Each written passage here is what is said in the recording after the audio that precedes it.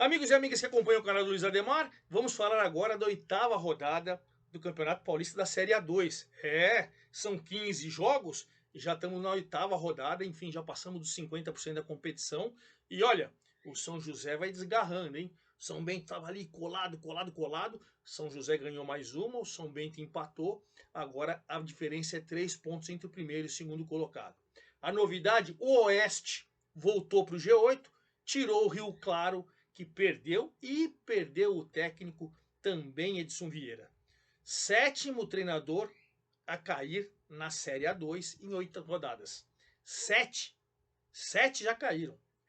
O sétimo agora foi o meu amigo Edson Vieira, que perdeu o emprego. Olha, na zona do rebaixamento, Monte Azul e Comercial continuam ali na fase desesperadora. O Primavera, que também não consegue vencer, está ali com o mesmo número de pontos do Monte Azul e um acima do Lanterna Comercial, também não consegue vencer. A situação desses três times aí cada vez está pior, hein? Cada vez está pior. Nenhum deles consegue vencer. E o que é pior, vem jogando mal, jogando mal, jogando mal. Bom, a Portuguesa Santista, campeã da Copa Paulista, também vem ladeira abaixo, empatou fora de casa com o Noroeste e tal, mas já é a oitava colocada. O 15 Piracicaba ganhou a primeira do Juventus, né, na Javari, mas não a primeira no campeonato, né? Fora de casa ganhou do Juventus na Javari, mas o Juventus, e para mim, eu assisti pela TV Cultura, para mim foi falta fora da área, não foi pênalti. Mas enfim, com esse pênalti duvidoso, o 15 Piracicaba ganhou do Juventus. O Juventus, 2 jogos com o Serjão, meu amigo Serjão Soares, 2 derrotas. E o 15 venceu, mas ainda não entrou no G8. Olha, o bicho tá pegando nessa Série A2, hein? Negócio tá bom, tá bom. Vou falar de tudo isso, todos os resultados, todos os artilheiros. O Carlão, oitava rodada, tem 6 gols. Não marcou mais. Segundo jogo sem marcar, Carlão. O que tá acontecendo, Carlão? E aí, ele continua artilheiro com 6 gols. Com 5 vem o João Gabriel do São José, que não marcou. O Filipinho do Velo, que marcou, tem 5. Com 4 aparece Denilson do Rio Claro, Neto Costa do Capivariano e Diego Matheus do São Bento, que também não marcaram na rodada. Enfim, vamos falar de tudo isso. Antes de mais nada, convido vocês a fazer inscrição aqui no canal do Luiz Ademar. Ative o sininho. Já gravei Série A4, Série A3 e Série A2. Hoje tem jogo da Série A1, amanhã tem jogo da Série A1, na terça-feira eu venho com todo o boletim da Série A1, sempre falando de todos os jogos, das rendas, dos gols, das curiosidades, das expulsões, das demissões, tudo para você. Então, ative o sininho, dê seu like, dê sua opinião, dê sua informação. Vamos trocar ideia que a gente faz no meu Twitter e no meu Instagram, Luiz Ademar JR, certo? Claro que a gente vai começar com quem? Com o São José. Senhor Oscar, senhor depois que fez a SAF do São José, o São José subiu da 3 para 2, o São José foi vice-campeão da Copa Paulista e vai jogar a Série D, e o São José está um deslumbre na Série A2. Parabéns, que Deus o abençoe.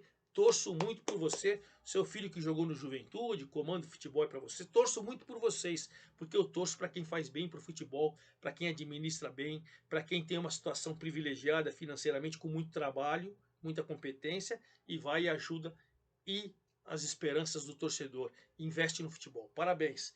São José está muito bem comandado dentro e fora de campo.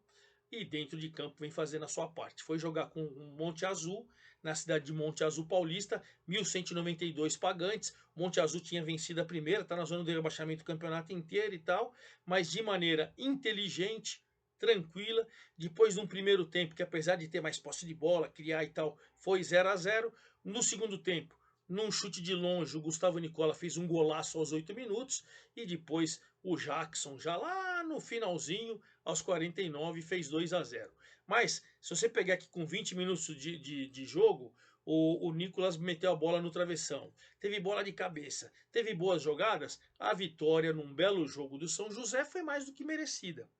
O Monte Azul, que mandou embora o Bruno Coutinho, trouxe o Roberto Cavalo, conseguiu vencer o Oeste na última rodada fora de casa, vem tentando se recuperar, tem uma molecada boa de bola, tudo isso é verdade, mas o líder chegou lá e com propriedade venceu por 1-0. São José 20 pontos, vai desgarrando. Se você for pegar aqui o nono colocado é o Linense com 10, tá bem pertinho da classificação para a próxima fase. E olha que nós estamos na 8ª rodada. Faltam 7 ainda. Faltam 21 pontos para ser disputado. Mas está muito pertinho que ele já abriu 10 do 9º colocado. E o Monte Azul tem 5, os mesmos 5 do Primavera, mas continua na zona do rebaixamento. Mas o Roberto Cavalo vai ter que remar ali para fazer com que a equipe escape, assim como escapou ano passado. Veremos, veremos. E o São José abriu, porque o São Bento, que vem no encalço, vem bem administrado, vem trabalhando com o Roberto Fonseca, vem bem treinado, pegou um Capivariano encardido, e olha, é tão encardido que o Capivariano jogou o segundo tempo todinho com 1 a menos. E foi 0-0. Jogo equilibrado, 915 pagantes em Capivari. O Capivariano começou a competição bem, ganhando do Comercial e tal, depois andou tropeçando, aquela coisa toda e tal, medo de rebaixamento, e pegou um time vice-líder. Chegou aos 50 do segundo tempo, na última bola do primeiro tempo, o Leonan foi expulso. E aí, com 10, o Capivariano teve que ser valente, brioso, porque o São Bento ficou em cima, mas o Capivariano conseguiu um ponto importante diante do vice-líder. Não venceu o São Bento, tem 17, agora 3 de distância para o São José, né? Ampliou de 1 para 3, mas está ali na vice-liderança, também caminhando para se classificar, enquanto o Capivariano esse ponto foi importante, porque jogou com o segundo tempo todinho contra o vice-líder com 1 a menos.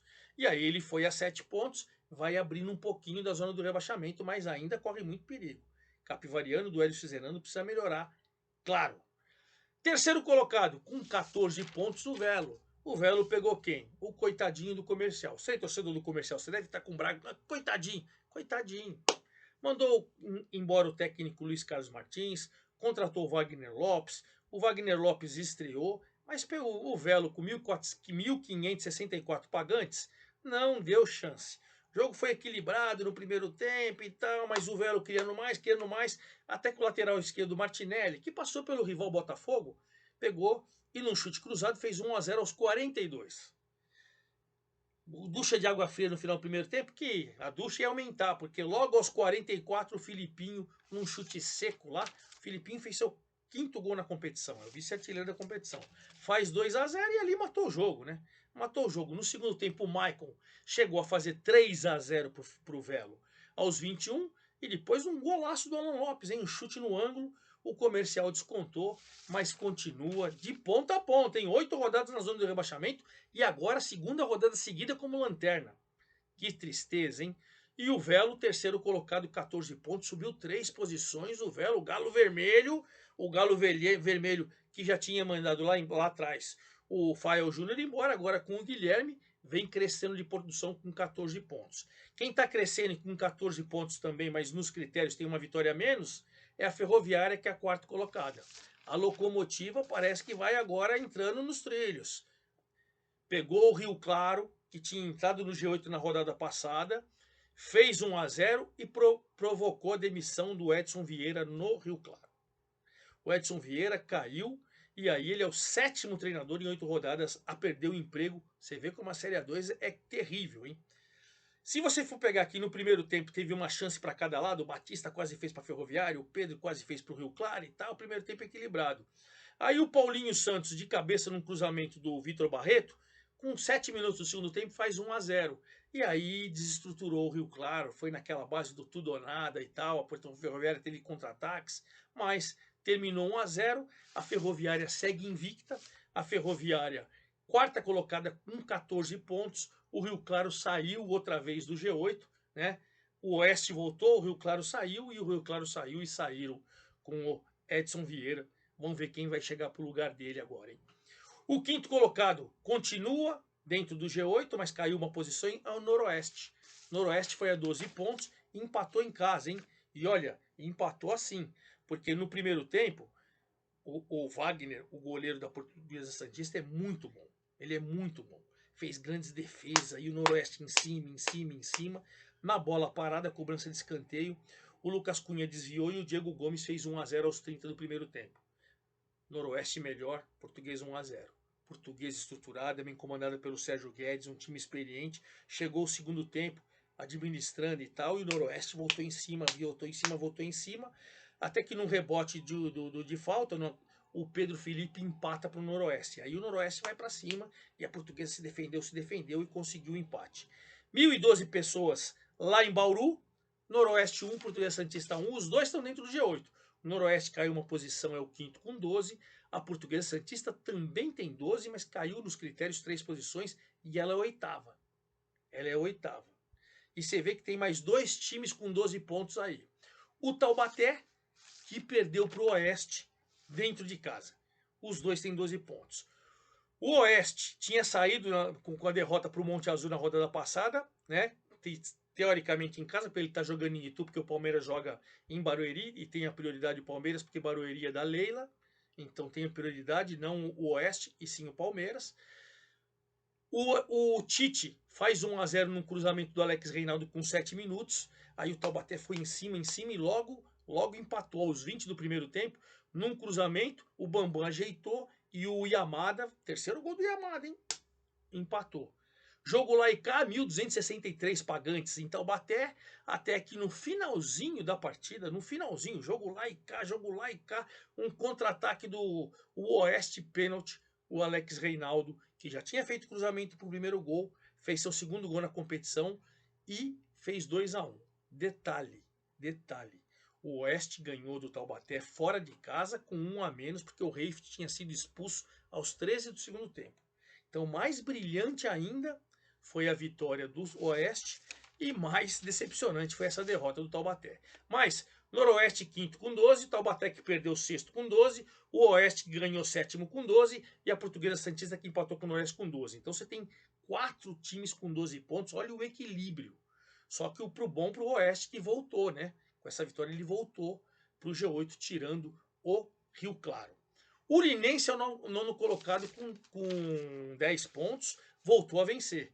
Né? O Alberto Félix estava pressionado e tal, pegou o Primavera, assim como eu falei pro comercial, o coitadinho do Primavera já mandou o Ricardo Cobalcini embora, já trouxe o Roger ainda não conseguiu vencer e perdeu mais uma, numa partida maiúscula do Jonathan Marini, hein?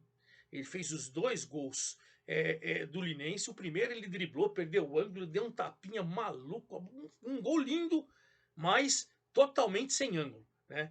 Aí o Renatinho cobrando o pênalti no segundo tempo chegou a empatar para o Primavera, mas o próprio Jonathan Marina, que jogou muita bola, fez 2-1 e deu uma vitória importante para o Linense. Linense com 10, agora colou, é o nono colocado, colou ali, né? E o Primavera continua com 5, os mesmos números de pontos do Monte Azul, que está na zona do rebaixamento, menos 5 gols, o Primavera menos 7 o Monte Azul. Então o Primavera tem que tomar muito cuidado mesmo. Quem também tem 10 pontos, que nem o Linense, e vem melhorando sua situação, mas ainda fora, é o 15 de Piracicaba, rapaz. O 15 fez uma vitória bonita, 1-0 com o Juventus fora de casa. Para mim, foi falta fora da área e não foi pênalti. Foi claro que a falta foi fora da área, o jogador fora da área e foi cair dentro. Não é que foi arrastando e tal, começou dentro e terminou, ou começou fora e terminou dentro. Não. Para mim foi fora da área, o árbitro errou, mas aí o que o 15 tem culpa? Daniel Costa fez 1-0 cobrando o pênalti, tinha entrado no segundo tempo, mas no geral o jogo foi fraco. O jogo foi fraco, 1.851 pagantes, segundo jogo do Sérgio Soares no Juventus, segunda derrota. O Juventus está numa situação delicada, 12º com 7 pontos, né? Tá 2 da zona do rebaixamento. O 15 subiu, tem 10, tá 2 da G8. E aí vamos ver se consegue embalar. Até agora não embalou, né? Então o Linense tem 10 nono, 15 Piracicaba tem 10, é o 10º. O Rio Claro, que perdeu e mandou embora o técnico Edson Vieira, é o 11º com 9 e o Juventus é o 12º com 7. O Capivariano, que empatou em casa, tem 7, Primavera tem 5 e na zona de rebaixamento Monte Azul e Comercial. Monte Azul 5, Comercial 4. Carlão continua artilheiro, mesmo sem marcar, com 6 gols. E vamos finalizar, como a gente faz sempre no nosso vídeo, falando da próxima rodada. Também teremos a semana todinha de sossego. Trabalho, Rio Claro vai ter tempo para contratar seu treinador, os times vão ter tempo para se ajustar. A nona rodada vai ser só no final de semana. No sábado às 3 da tarde, Rio Claro, provavelmente com um novo treinador, e Taubaté. Rio Claro está fora, mas está muito próximo na zona do G8, e o Taubaté está dentro. Então é um jogo valendo G8, aí um jogo importante. Sábado, 17/2, 15 horas. Em Itu, O Oeste não vai jogar em Barueri, porque o Palmeiras tem a prioridade lá. Ele vai jogar em Itu. Oeste e Noroeste. Oeste e Noroeste, dois times com 12 pontos e dois times no G8. Um jogo importantíssimo e inteligente, né? Para quem for inteligente, continuar, e para quem não conseguir, vai provavelmente sair. Outro jogo de G8 aqui, jogão em Sorocaba. São Bento, o vice-líder, tem 17 pontos, contra o Velo, o terceiro colocado, tem 14. Jogão, hein? Sorocaba, sábado, 16 horas. 17 horas do sábado, Ferroviária dentro do G8 e o Linense o nono ali próximo. Que jogão, Ferroviária e Linense. Valendo o G8 também. Valendo o G8 também. A Ferroviária tem 14, o Linense tem 10. Muito provavelmente, como tem confronto direto, se o Linense vencer, ele vai terminar dentro do G8. E a Ferroviária, muito provavelmente, mesmo que perca, ela não perde a vaga dentro do G8. Mas se vencer, ela já cola lá em cima. Olha que coisa, né? 15 Piracicaba e Portuguesa Santista. Esse vale G8. Por quê? A Portuguesa Santista tem 12, é a oitava. O 15 tem 10, é o décimo. Se o 15 vence a Portuguesa Santista, ele passa a Portuguesa Santista. Você vê? E a Portuguesa Santista se vence, distancia do 15 e deixa o 15 ainda fora. Jogão, 17 horas do sábado em Piracicaba, Portuguesa, 15 Piracicaba e Portuguesa. E às 19 horas o líder vem a campo. Olha o duelo dos extremos, o líder e o lanterna. São José, 20 pontos, Comercial 4. Na teoria, babinha, né? Mas como são dois times tradicionais, com história na primeira divisão, no Paulistão, tem que se respeitar. São José e Comercial às 19 horas do sábado. E aí no domingo nós teremos dois jogos, domingo dia 18 do 2. Em Indaiatuba, o desesperador Primavera com Capivariano. Primavera tem 5, Capivariano tem 7. Se o Primavera vence, ele passa o Capivariano e deixa o Capivariano em situação delicada, né? E o Capivariano é a mesma coisa. Ele abre em cima de um time que está próximo da zona do rebaixamento. Jogão para a parte de baixo da tabela. Mesma coisa, Juventus e Monte Azul. O Juventus tem 7 pontos, o Monte Azul tem 5. Se o Monte Azul vence, ele passa o Juventus. E o Juventus, com o apoio da sua torcida na Javari, se vence, abre num time que está na zona do rebaixamento. Então, essa é a nona rodada e, claro, no próximo domingo, eu prometo que eu venho com todos os detalhes, gols, atuações, curiosidades desta nona rodada da Série A2. É isso aí, forte abraço a todos, até lá!